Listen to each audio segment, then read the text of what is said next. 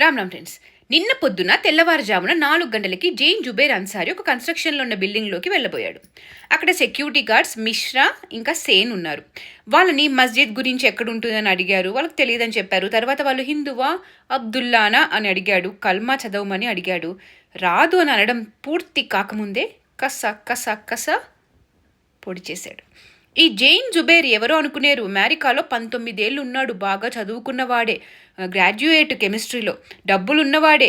ఈయన దగ్గర ఐసిస్కి సంబంధించిన పేపర్లు, వీడియోలు దొరికాయట. ఇలానే ఈ మధ్యలోనే ఎక్కడో జరిగింది కదా పహల్గామ్. మర్చిపోయినట్టున్నారు. గుర్తు చేయడానికి వచ్చాడు అన్సారీ.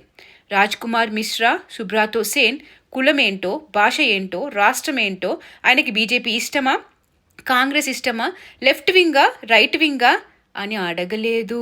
అడిగింది ఒక్కటే, హిందూ హే, అబ్దుల్లా హే, కల్మా వచ్చా, చదువు అని. అయినా ఉగ్రవాదానికి మతం లేదు కదా. నాగబాబు ఇప్పుడు ఈయన ఇంటికి పిలుచుకొని కల్మా చదువుతున్నావా చెప్పాలి. సోకాల్ ఇండిపెండెంట్ జర్నలిస్టులు వీడియోలు చేయాలి. పాపం కల్వా చదవమంటే చదవలేరు. ఏం చేస్తాడు? కసా కసా పొడిచాడు అని. కల్మా జర్నలిజం అని. మై డియర్ సెక్యులర్ రోగులు, గడప లోపల కులం, గడప దాటితే హిందువులం. తిరిగి పోరాడదాము, మనల్ని మనం కాపాడుకుందాము అనుకోవడం మానేశాం. ప్రతి దేవుడు ఆయుధంతో కనిపించేది ఎందుకు? నిన్ను నువ్వు కనీసం రక్షించుకోవడానికి వాడుకోరా అని చెప్పాడు. 3S శత్రుబోధ, శస్త్రం పట్టడం, శాస్త్రాల్లో ఏముంది తెలుసుకోవాలి. కనీసం మిమ్మల్ని మీరు కాపాడుకోవడానికి సెల్ఫ్ డిఫెన్స్కైనా పనికొస్తుంది. వీళ్ళు కసా కసా అంటుంటే వీళ్ళు ఇలా కవరింగ్లు చేస్తూ ఉంటారు.